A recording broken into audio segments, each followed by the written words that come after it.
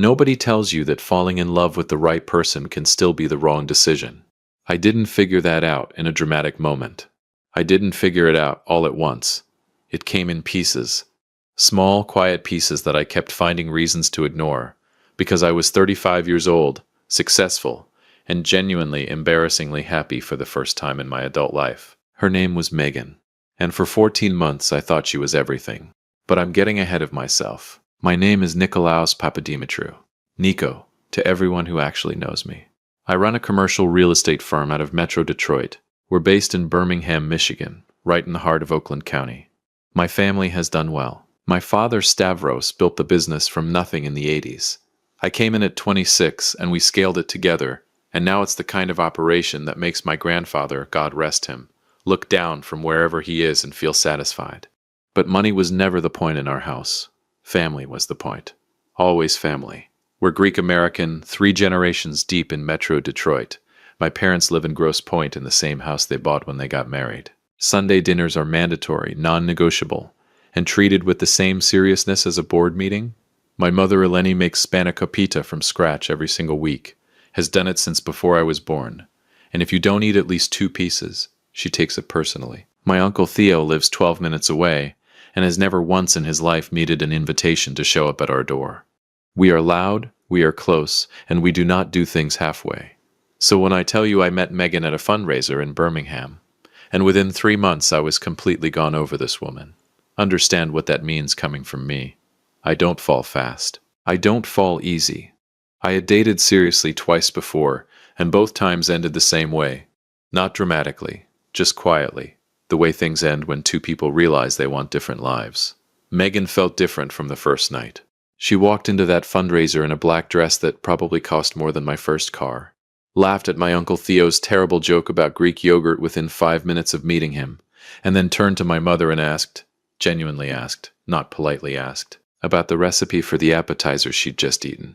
My mother grabbed her arm and talked to her for 45 minutes. I stood there watching it happen and thought, oh, so this is how it happens. We dated for 14 months.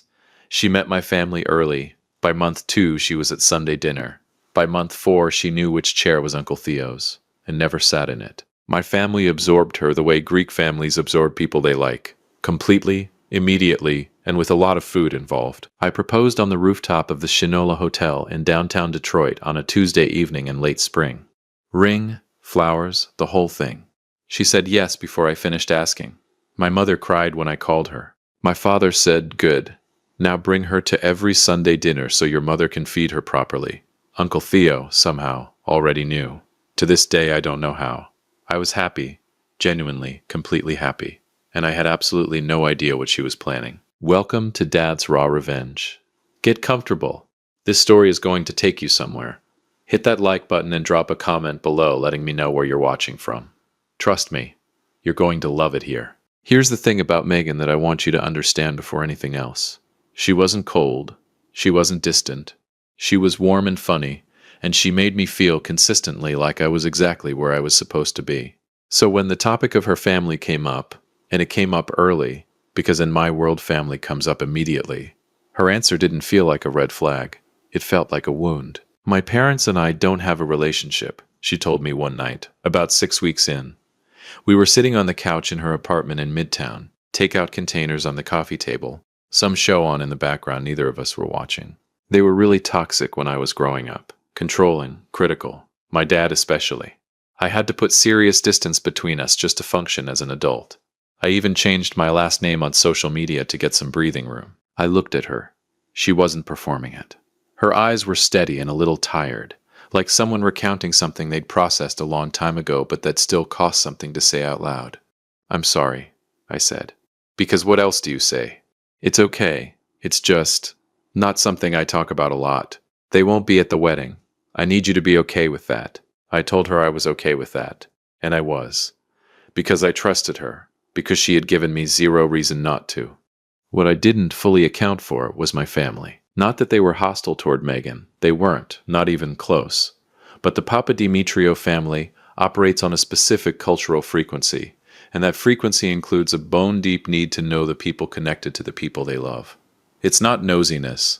It's not judgment. It's just we believe you understand a person better when you understand where they came from, who raised them, what table they grew up sitting at. And by month 11 of our engagement, the silence around Megan's family had started creating its own kind of noise. It came to a head on a Sunday evening in late July. My mother had made pasticcio, the real version, the one that takes most of Saturday to prepare, and we were all around the table in Grosse Pointe. Me, Megan, my parents, Uncle Theo, my cousin Nick Jr., and his wife. Everything was warm and normal, until Uncle Theo, operating as he always does with complete disregard for social timing, put down his fork and looked at Megan. "Megan, sweetheart, I gotta ask you something." She smiled. "Sure, Theo. Where are your people?" The table went quiet the way tables go quiet when someone says the thing everyone has been carefully not saying. Megan's smile stayed in place, but her eyes shifted. Just slightly. "My parents and I aren't in contact. I've mentioned that." "I know you mentioned it. I'm asking about it." Theo wasn't being cruel. He was being Theo. Because in our family, and I mean this with love, you don't marry into a family you've never met. It's not how we do things. "Theo," my father's voice. Low, single word. Theo picked up his fork, but the question was already on the table and no amount of pasticcio was going to bury it. Later, after Megan had gone home, my father came and found me in the kitchen. He poured himself a small glass of wine and leaned against the counter. "She's a good woman," he said. "Not a question. She is. I believe you." He nodded slowly. "But Nico, we're going to stand in a church. We're going to make promises in front of God and everyone we know. And we're going to do that without knowing a single person from her side. Her parents are toxic, Pop. She had a hard, I hear you. I believe her." He set the glass down. "But toxic people still exist somewhere. They have an address." He looked at me steadily. "I'm not asking you to fix anything. I'm asking you to know what you're walking into." I didn't say anything. He patted my shoulder once and went back to the dining room. I stood there in my parents' kitchen for a long time after that. But here's what I need you to understand. I still wasn't suspicious. Not really. Not of Megan. If anything, I was worried about myself. Because the one thought I couldn't shake, the one that kept surfacing on the drive home to Midtown, was this. What if her parents take one look at me and decide I'm not what they wanted for their daughter? I know how that sounds coming from a guy with a successful business and a family like mine. But Megan existed in a very specific world. Corporate marketing, downtown Detroit, the kind of social circle where everyone has an MBA and an opinion about wine regions. Her apartment was decorated like a magazine. Her friends wore brands I had to look up. She carried herself with a particular kind of polish that I found attractive, but also occasionally, quietly, made me feel like I was slightly too much, too loud, too Greek, too Theo adjacent. What if her parents were the same way? What if they had money, standards, expectations I didn't know about? What if they met me and Megan saw the whole thing through their eyes? And something shifted. That was my actual fear, driving north on I-75 the following Saturday morning in August. Not that I'd uncover a lie. Not that anything was wrong. I thought I was going to meet intimidating people who might not think I was good enough. I was going to introduce myself, take whatever they gave me, and try to make a case for myself as the man their daughter had chosen. I genuinely thought I was the underdog in this story. Finding her parents hadn't actually required a private investigator, just a routine piece of administrative boredom. By month 11 of our engagement, Megan had moved into a high-rise condo downtown that my firm owns and manages. Because we were getting married in a few weeks, our legal team needed her to formally sign onto the master corporate lease for tax purposes. I was at my desk on a Friday afternoon when my office manager dropped the processed paperwork on my desk.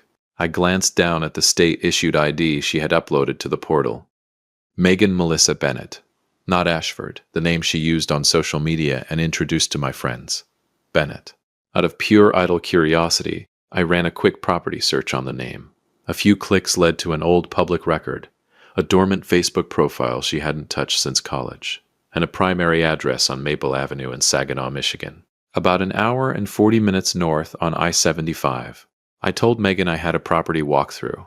She kissed me goodbye without looking up from her laptop. The drive up was mostly me rehearsing introductions in my head, and quietly dreading the moment someone opened the door and looked at me like I wasn't what they had in mind. I got off the highway into Saginaw just before 10 in the morning, followed the GPS into a neighborhood of modest ranch homes, clean streets, American flags, the kind of block where people know their neighbors' names and wave from the driveway. I slowed down. Wait. I found the house.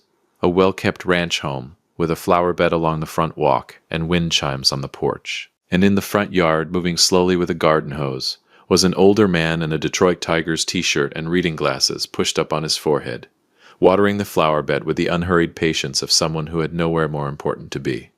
This is not what I pictured. I sat in the car for a full 5 minutes recalibrating everything. There was no gate, no luxury car in the driveway, no indication whatsoever that the people inside this house had ever spent a single moment worrying about whether someone else was good enough for anything.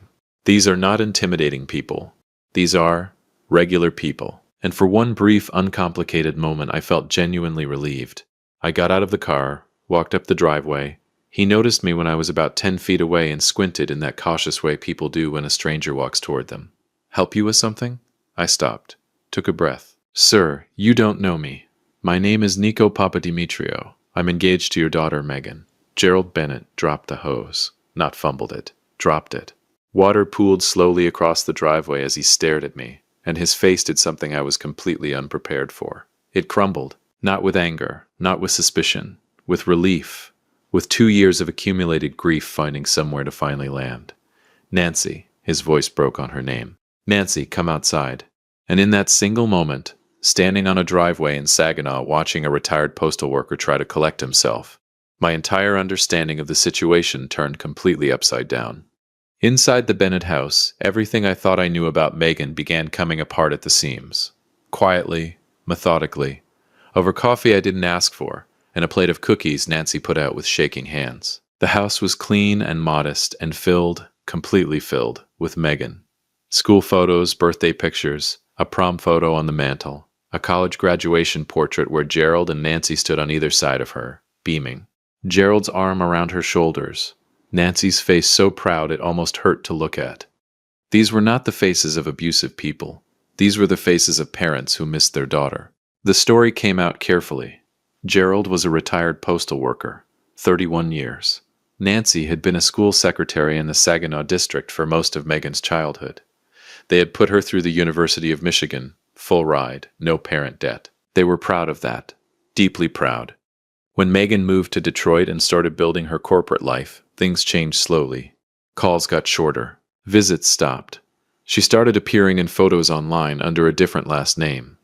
Ashford, her middle name. At events with people Gerald and Nancy didn't recognize, wearing a version of herself they didn't quite recognize either. Then came the wedding conversation. The $100,000 ask. Gerald's heartbroken counteroffer of $15,000. Everything they could give without destroying their retirement. Megan's response. "If you can't invest in my future, you're not part of it." Blocked that same night, Nancy slid something across the table. A birthday card, sealed, unopened, stamped return to sender in red.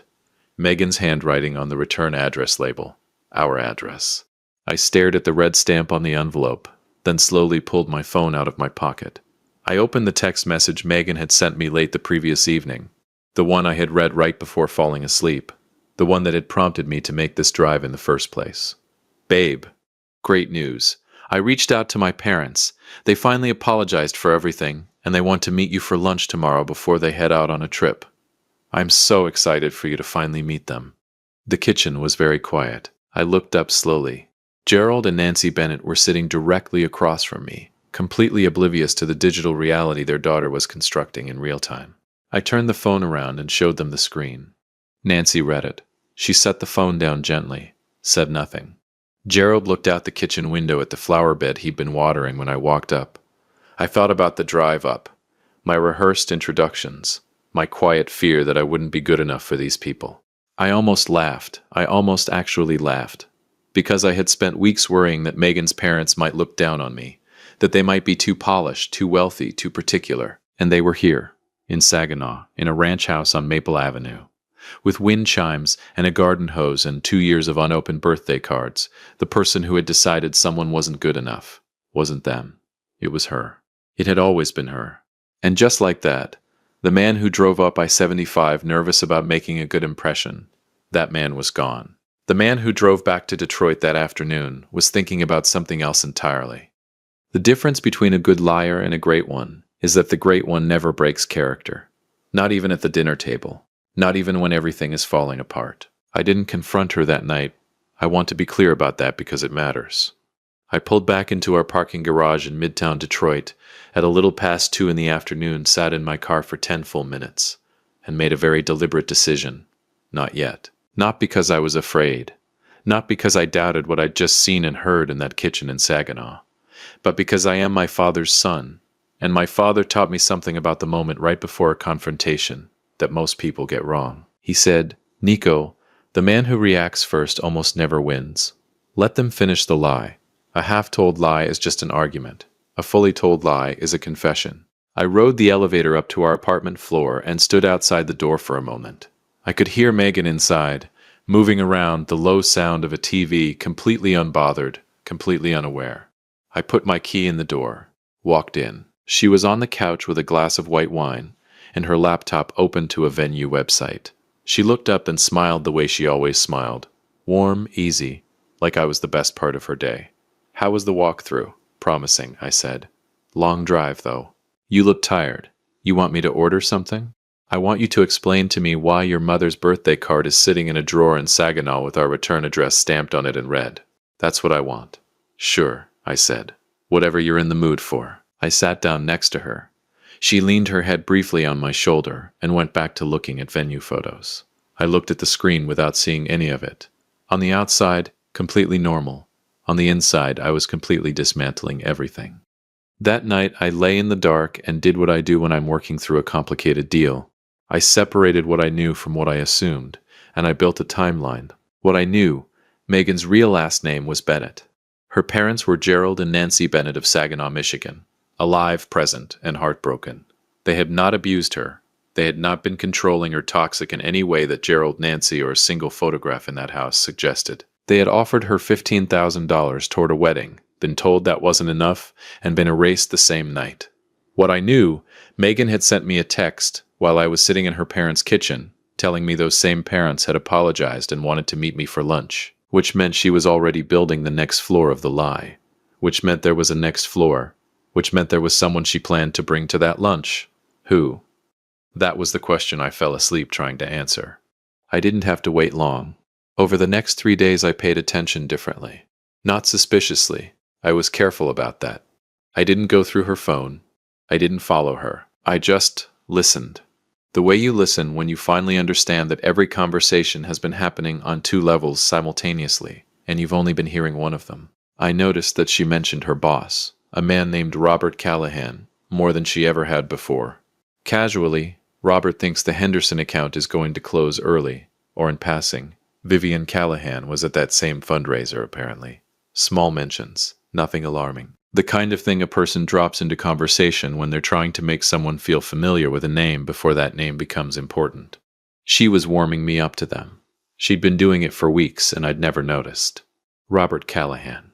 I looked him up from my office the following Tuesday morning with the door closed. Senior vice president at Megan's firm, a wealth management company headquartered in downtown Detroit.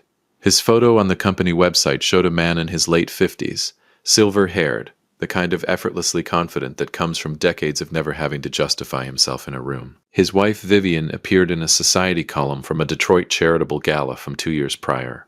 Polished, highlighted hair, the whole picture. A wealthy, well-regarded couple. Exactly the kind of people you'd want standing beside you if you were trying to convince a traditional Greek-American family that you came from somewhere impressive. There they are. I sat back in my chair and stared at the corporate headshots of the Callahans. I realized then that Megan wasn't just a con artist. She was trapped in a prison of her own immense insecurity. She had spent a decade reinventing herself in Detroit, tailoring her identity to climb a social ladder that my family didn't care about, but her corporate friends did. When her father refused to destroy his retirement for a single day of theater, it wasn't just a financial disagreement to her. In her mind, their modesty was a threat to the polished, wealthy illusion she had sacrificed everything to build. To keep the lie alive, she didn't just walk away from them. She had to erase them completely. And then I thought about what she must have told the Callahans to get them to agree to this. Because here's what I know about people like Robert and Vivian Callahan. They didn't get where they are by being stupid or careless. For Megan to get them to sit across a lunch table and introduce themselves as her parents, she had to have given them something that made sense. A story that held together, something sympathetic enough that two busy prominent people would say yes without asking too many questions. What did she tell them? I turned it over for 2 days, and then on Thursday morning my phone buzzed with a reminder Megan had added to our shared calendar. Lunch, Robert and Vivian, the Lark, West Bloomfield, Saturday 12:30 noon. She'd added a note underneath. Can't wait for you to finally meet them, babe. This means everything to me. I stared at that note for a long time. It means everything to me. I thought about Nancy Bennett pressing a sealed birthday card across a kitchen table. I thought about Gerald Bennett's face when he read that text message over my shoulder. Yeah, I'll bet it does. I called my father that same Thursday from my car, engine running, sitting in the parking structure beneath our building. He picked up on the second ring. I need to talk to you. Come to the house. 20 minutes later, I was sitting at my parents' kitchen table in Grosse Pointe, the same table where Megan had charmed my mother, where Uncle Theo had asked his question, where everything had looked completely normal 2 weeks ago. And I laid it out. Everything. Saginaw, Gerald and Nancy, the birthday card, the text, Robert and Vivian Callahan. My father sat across from me with his hands folded on the table and listened without a single interruption. When I finished, the kitchen was quiet for a moment. Then he said, "What do you need?" 4 words. That's it. No lecture. No. I told you so. No dramatic reaction. I need to go to this lunch, I said. I need to build something bigger. My father nodded slowly. And the Bennetts? I'm going back to Saginaw after the lunch. I want to know if they're willing to be part of what comes next. He looked at me steadily. And what comes next? A dinner, I said. A real one, with the right people in the room. Another pause. Then my father stood up, straightened his jacket, and said, I'll talk to your mother about the restaurant. That was the whole conversation. My mother's reaction was slightly less contained. She came into the kitchen from the living room where she'd apparently been listening to the entire thing, which in our house is not eavesdropping, it's just being present, and stood in the doorway with her arms crossed and an expression on her face that I can only describe as the specific fury of a Greek mother who has fed someone spanakopita in her home and been lied to. She sat at my table, my mother said. Ma, she ate my food, Nico, in my house. And her mother is up in Saginaw with a birthday card that came back unopened. I know. Those poor people. I know, Ma. She looked at me for a long moment. Then she walked over and put both hands on my face, the move she's been making since I was 4 years old, and she wanted my full attention. You fix this, she said quietly. Not just for you, for them. Saturday came. The Lark in West Bloomfield. Old money restaurant. The kind of place where the lighting is specifically designed to make everyone look slightly more important than they are. Megan had made the reservation, naturally. I got there 5 minutes early and took a seat facing the door. They arrived together, Megan in the middle, one hand looped through Robert Callahan's arm, Vivian on his other side. Megan was glowing. Robert moved with the easy confidence of a man who had never once questioned whether he belonged somewhere. Vivian was all gracious smiles and careful posture. I stood when they reached the table. Big smile, firm handshake. Nico, Megan said, her voice warm with a particular kind of triumph. This is my dad, Robert, and my mom, Vivian. Robert. Vivian, not Gerald, not Nancy. Robert. Vivian. I shook both hands. I've heard so much about you, both of you. I had heard nothing about them because they did not exist in this role until approximately a week ago. We sat. Menus opened. And for the next 20 minutes I watched Megan perform with a fluency that under any other circumstances I would have found genuinely impressive. She laughed at Robert's observations a half-beat too quickly. She referenced shared memories with Vivian, mentions of trips, restaurants, family moments, and Vivian tracked along carefully, the way someone does when they're working from a script they only half memorized. Robert was smoother. He asked me questions about the business, made appropriate comments about Detroit's commercial real estate market, and generally acted like a man who had done his research and was determined to be convincing. They were all performing. The whole table was a stage, and I sat there eating pan-seared whitefish, being absolutely, perfectly charming. So, Robert, I said, setting my fork down with the relaxed ease of a man with no concerns whatsoever. Megan's told me a lot about you. You've clearly been a huge presence in her life. Robert smiled. She's been like family to us. Like family. There it is. That means everything, I said. I looked at Megan when I said it. She beamed back at me. Keep smiling, sweetheart. I'll be honest with you both, I continued, leaning forward slightly, the way I do in negotiations when I want someone to feel like I'm letting them in on something. My family is traditional. Greek on my father's side. We take the formal stuff seriously. My parents would never forgive me if we didn't do this properly. I paused. We'd love to host an engagement dinner next Saturday. Nothing overwhelming. Family, a good meal, a toast. My parents just need to welcome the people who matter to Megan before we get to the altar. Robert glanced at Vivian, a half-second of silent calculation. Then, we'd be honored. Megan grabbed my hand under the table so fast I felt it in my shoulder. Perfect, I said. I smiled at her. She smiled back, the full, radiant, triumphant smile of a woman who believes she has just won. The trap was already built. She'd just walked into it smiling. If you have been listening for a while, drop your thoughts in the comments. Hit the like button while you're at it, and be sure you're subscribed. The following 6 days, I moved quietly and precisely. Monday, I went back to Saginaw. I called Gerald from the driveway before I knocked. He opened the door before I finished knocking. We sat in the same kitchen, same coffee, same table. I told them about the lunch, Robert and Vivian Callahan, the performance, the engagement dinner I'd arranged. I told them I wanted them there. Nancy's hands went still around her mug. Nico, we don't want to make a scene. Nancy. I looked at her directly. My mother is going to stand at a church and welcome whoever walks through those doors into our family. She deserves to know who that actually is. I paused. And you have spent 2 years sending birthday cards that came back unopened. You deserve to be in that room. Not for drama. Just because you're her parents. And somebody needs to say that out loud. Gerald reached over and covered Nancy's hand with his. He looked at me. What time should we be there? Tuesday, I sat with my father and Uncle Theo in my father's home office in Grosse Pointe and briefed them fully. My father listened, asked 2 precise questions, and then said, I'll handle the restaurant. He picked up his phone and that was that. Uncle Theo's response required immediate containment. I want to say something to her at the door, he grumbled, narrowing his eyes. No, Theo, you say absolutely nothing, I told him, putting both hands on his shoulders. I need you to do something that is going to be the hardest thing you have ever done. Not one word until I stand up to make the toast. He looked at the ceiling, then at my father, chewing on the inside of his cheek. Fine, Theo finally hissed. But I want a double portion of tirapita before anyone else sits down, and I'm holding the door when we walk out. I looked at him and nodded. That I can absolutely guarantee you. Every piece was in place. Pegasus Taverna in downtown Detroit. My father's choice, and the right one, a restaurant that felt like someone's home, not a stage set. The private dining room in the back, white linen, candles, warm lighting. My mother had handled the menu personally and added a small framed photo of my grandparents to the welcome table because she said they should be there. Gerald and Nancy Bennett were driving down from Saginaw Saturday morning, checking into a hotel in Dearborn.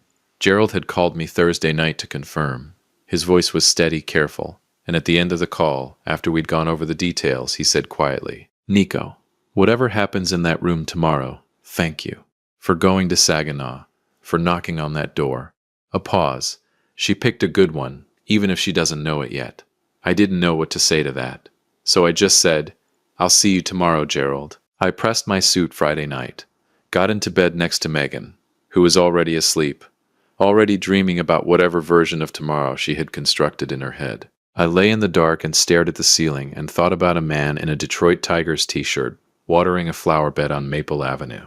A sealed birthday card with a red stamp across the front. A kitchen table where 2 people had been quietly waiting for 2 years for someone to finally show up. Someone had shown up. Tomorrow, so would they.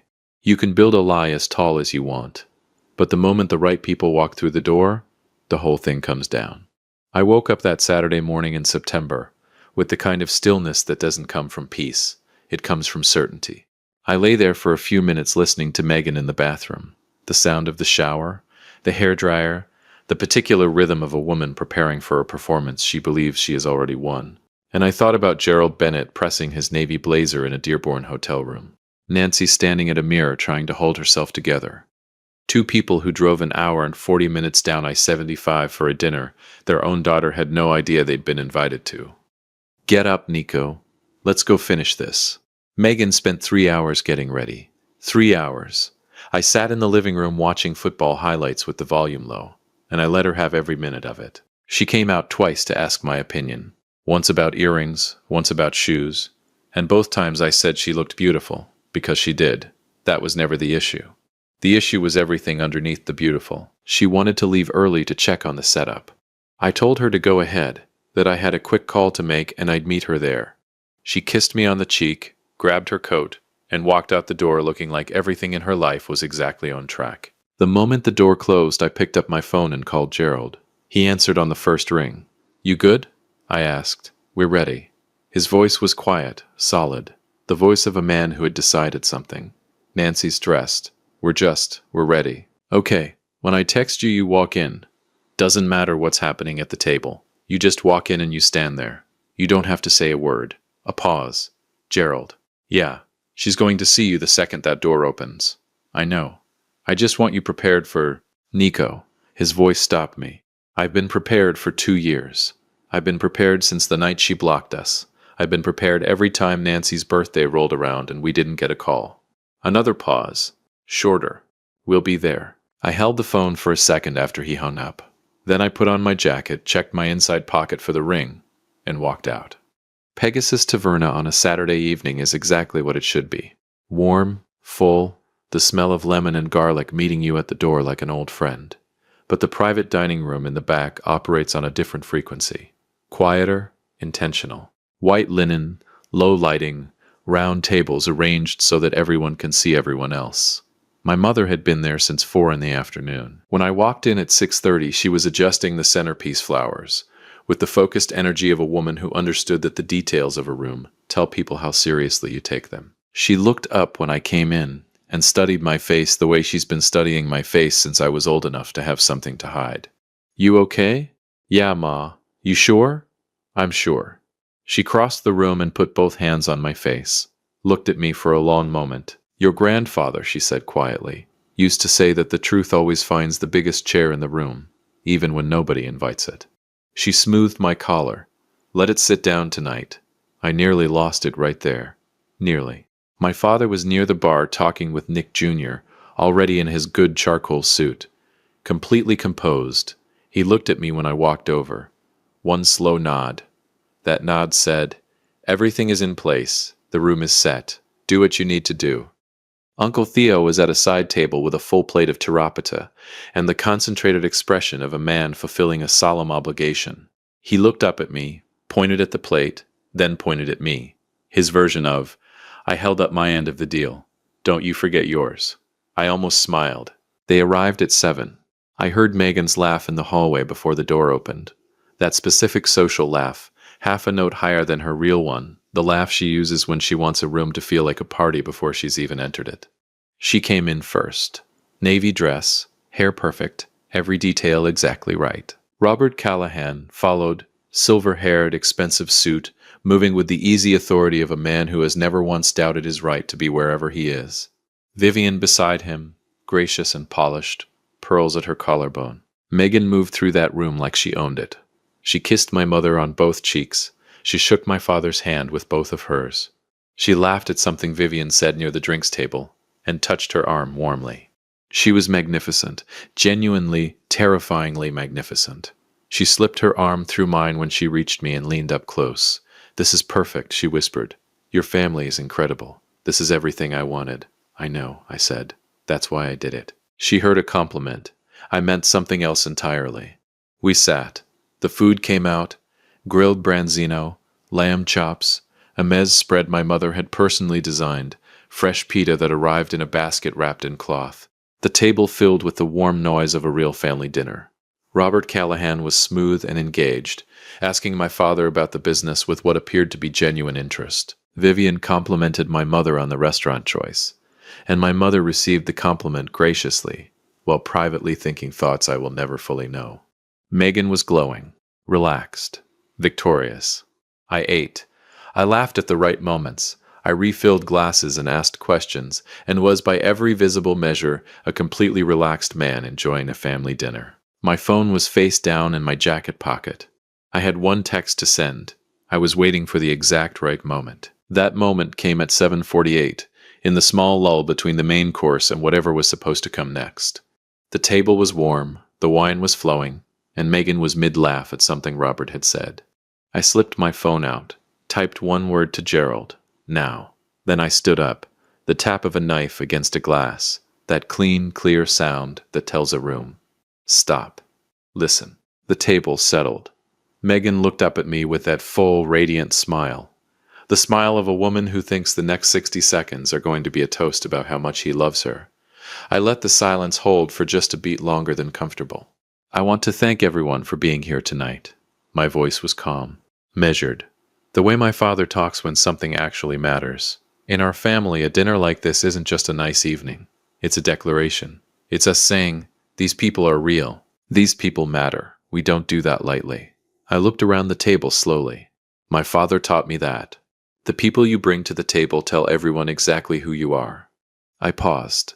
So I want to make sure tonight we have the right people at this table. I looked at Tony, the restaurant manager, standing near the back wall. He'd been briefed. He knew his cue. He walked to the side door and pushed it open. And in walked Gerald and Nancy Bennett. Gerald in his navy blazer, the one that didn't quite fit the way it used to.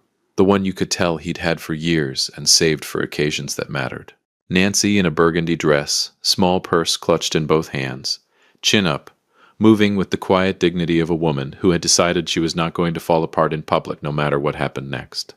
They walked through that door and into the silence of that room, and Megan saw them. I was watching her face. I had positioned myself specifically to watch her face.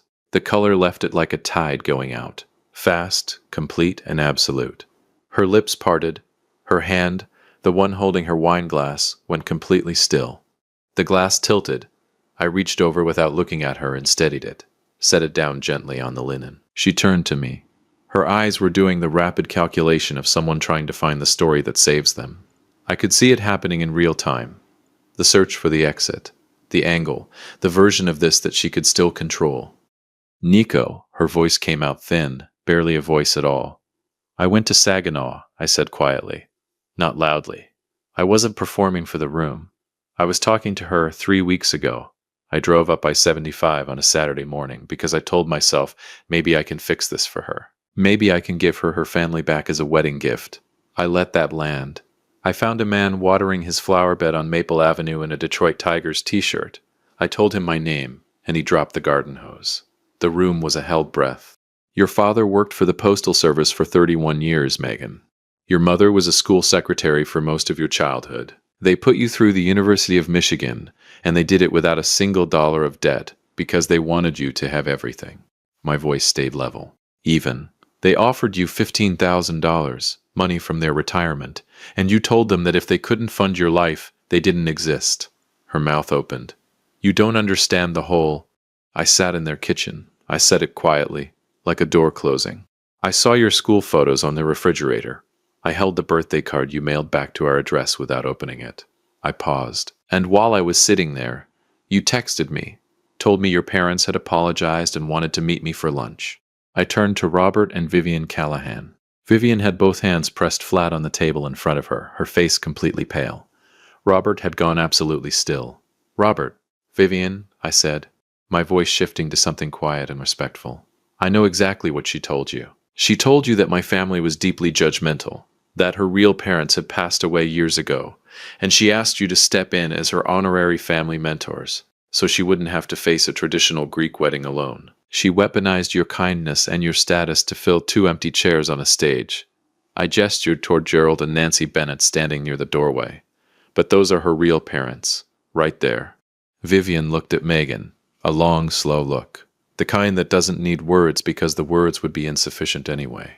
Then she looked at Gerald and Nancy, and something moved across her face that was far worse than anger. It was recognition.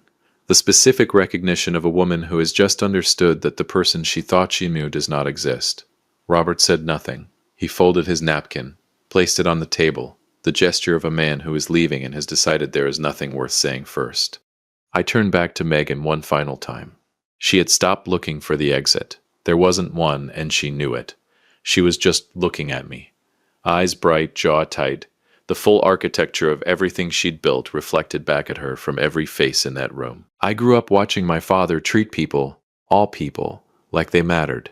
The guy who parks the car, the woman who cleans the office, the retired postal worker in Saginaw who gives everything he has and gets told it's not enough. I reached into my jacket pocket. That's the measure I was raised with. Not the address, not the job title, not the clothes. I looked at her. By that measure, I don't know who you are. I took the ring out of my pocket. I set it on the white linen tablecloth in front of her. Not thrown, not dramatic, just placed. Quietly. The way you set something down when you've been carrying it too long and you're finally ready to put it down for good. Then I picked up the floral centerpiece from the middle of our table. White flowers, simple, my mother's choice. And I walked across the room to where Nancy Bennett was standing. She was fighting it. You could see the effort in her jaw, her shoulders, the way she was breathing. Short and careful. The way people breathe when they are holding something enormous and cannot afford to drop it in public. I held the flowers out to her. She looked at them, looked at me, and then Nancy Bennett, who had driven an hour and 40 minutes from Saginaw, and pressed her best dress, and held her chin up through the hardest walk of her life. She took the flowers and came completely apart. Not loudly. The quiet kind. The kind that comes from 2 years of accumulated grief finding somewhere to finally go. Gerald had his arm around her before the first sound left her. His jaw was tight, his eyes wet, his chin steady. He pulled her in and looked at me over the top of her head. And then he did something I didn't expect. He stepped forward. One step, Nancy still tucked under his arm, and he extended his free hand to me. I shook it. He gripped it hard, the grip of a man saying something his voice couldn't quite carry yet. I held it for a moment. Then I stepped back. My father was beside me. I don't know exactly when he moved. Stavros Papadimitriou materializes when it matters. It's just what he does. He looked at Gerald Bennett for a moment. Then he stepped forward and extended his hand. "I'm Stavros," he said. "I should have met you a long time ago. I'm sorry for that." Gerald shook his hand. Swallowed once. "Gerald." A breath. "Thank you for raising a man like that." My father looked at me sideways. Just for a second. Just long enough. In 35 years, that is the proudest I have ever seen him look. My mother didn't shake Nancy's hand. She pulled her into a full embrace. Both arms immediate, unconditional. The way Greek mothers hold people who need to be held. Nancy held on. The flowers were still in her hands. We walked out together, the Papadimitrious and the Bennetts. My mother's arm linked through Nancy's, my father and Gerald walking side by side with the quiet ease of two men who had just recognized something in each other. Nick Jr. holding doors, Uncle Theo bringing up the rear. Theo stopped at the main door. He turned back, just once. I looked back too. Megan was sitting at the center of that table, in her perfect dress, in her perfectly constructed life. The ring on the linen in front of her, the centerpiece gone. Robert and Vivian Callahan stood at the far end of the room. Vivian with her coat already on, Robert with his hand at the small of her back, neither of them looking in Megan's direction as they moved toward the exit. Her friends, the high society crowd she had curated and performed for, and built her entire second identity around, sat in their chairs, with the particular discomfort of people who have just witnessed something they cannot unknow, and aren't sure what to do with their hands. Nobody went to her. Nobody pulled her aside. Nobody offered a version of events that made it better.